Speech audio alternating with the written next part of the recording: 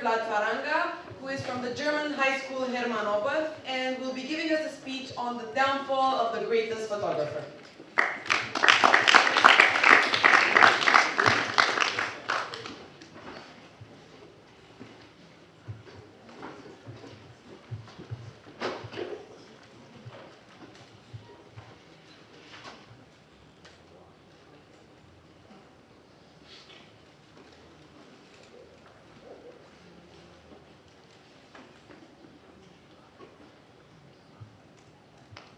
Who was the greatest photographer of all time?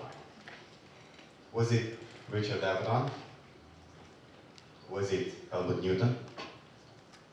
Was it Danny Leibowitz? Maybe, but no. I was. That's right.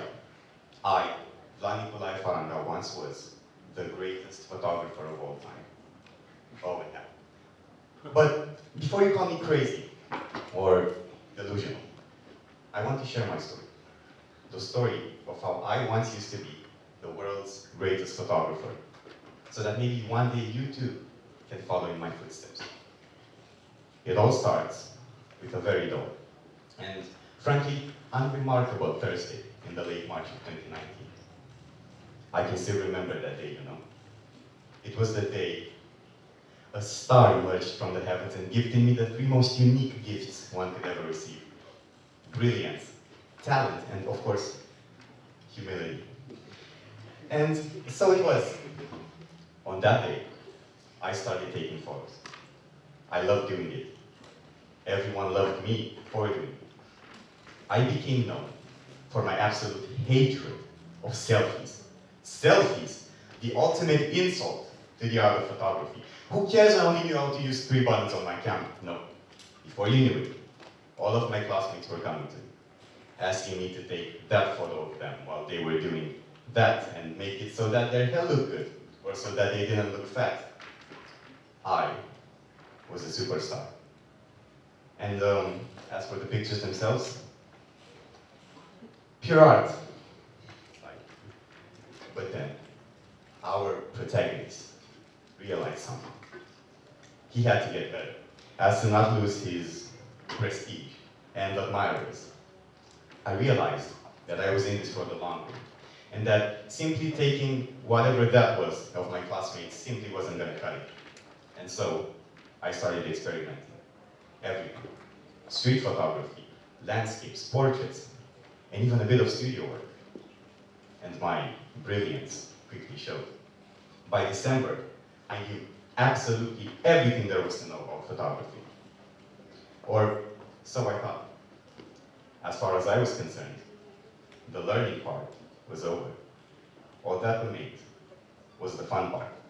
And the fun lasted. Let me tell you, the fun really lasted about 2 months or so. As you all very well know, March 2020 happened. All I could do was sit at home, thinking.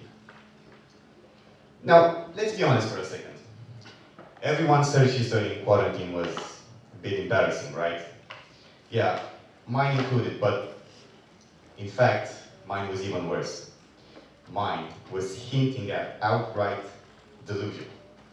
Here, I'll show you. Slide. Hasselblad Masters Photo Awards. Next. Photography studios for rent in Bucharest. Galleries in Bucharest. Going. Vogue magazine lead photographer. World's most expensive cameras. World's highest paid photographer. Am I crazy? Lockdown was when I started getting ideas. I am the world's greatest photographer. As soon as lockdown ends, I'm going to start doing huge editorials. I'm going to have a massive studio and thousands of dollars worth of cameras. But I had to make my comeback. A well thought out and planned photo shoot. Okay, so what's it going to be? Obviously something simple, right? Something adequate for a beginner. Well, no. Keep in mind that at the time I was, as far as I was concerned, the world's greatest photographer. So I was going to direct the photo shoot. Underwater. I had pictured every single step of it, including what suit I would wear when my work finally got exhibited in some museum. And so with this whole confidence, I gathered some of my friends. I found an old point-and-shoot film camera with an underwater case, and I got to work. I wanted those pictures to be serene, like a mermaid swimming in the sea. But instead, I got this. Nothing. I forgot to close the camera's water plug, and nothing had turned out. Not so long after, I had an epiphany. I realized that maybe, just maybe, I wasn't the world's best photographer. I was absolutely shattered. I came to the conclusion that in the span of just 1 year, I had only gone from beginner to mediocre. It occurred to me that in the span of just that it takes a lifetime to become one of the greats.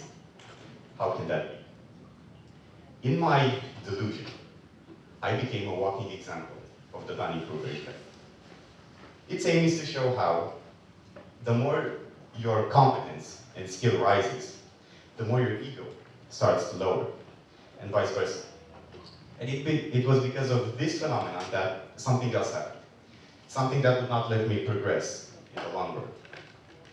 I was seriously overcomplicating things.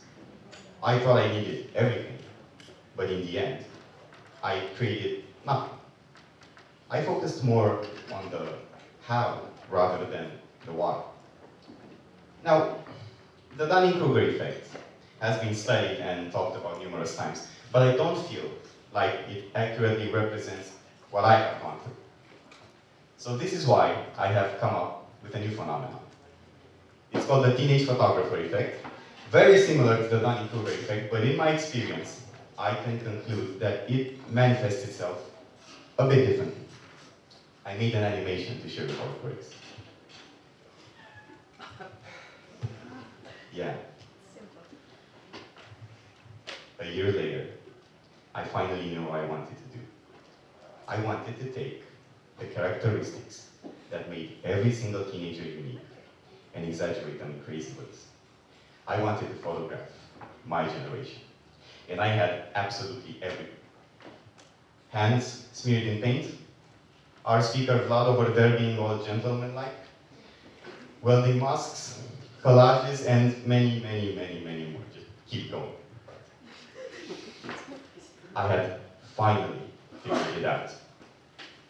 Except I still hadn't. I was still overcomplicating things. It was all just a more subtle ego trip. A year, and I still hadn't learned anything. It was complexity combined with delusion, combined with a general lack of knowledge about what I was doing. And I'm not talking about not knowing how to use the gear that I have. I'm talking about my mental state. I thought knowing how to use cameras and lighting was all there was to photography. But it was way more than that. To put it simply, I had ease and experience in my hands, but my mind was filled with complexity, unrest, indecision, greed, pride, and many, many, many more. So, here we are today, almost 2 years later. And this time, I won't even dare saying I have it all figured out, because I honestly don't. But I feel like simplicity is finally starting to take control of my mind again.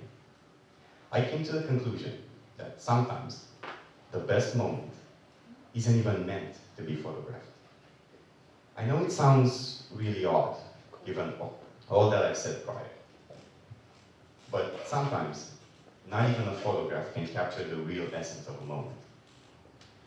I couldn't even see that my friends, my family, and especially my mentors guided me on the path to simplicity from the very beginning.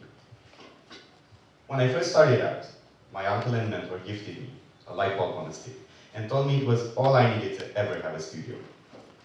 I obviously didn't believe him back then. I thought you needed hundreds of lights and backdrops to have a studio. But now I see that it was more of a metaphor. It's the moment and the emotions that matter. And the best part is, I still use that same light bulb on a stick to this day. Any piece of art can be created with simplicity in mind. And I believe that this was the realization that helped the people I mentioned at the beginning make a name in the world of photography. So maybe I'm not the greatest photographer of all time, or at least not yet. But my journey showed me that simplicity is the key to success, and that in doing so, you can actually achieve anything. Thank you.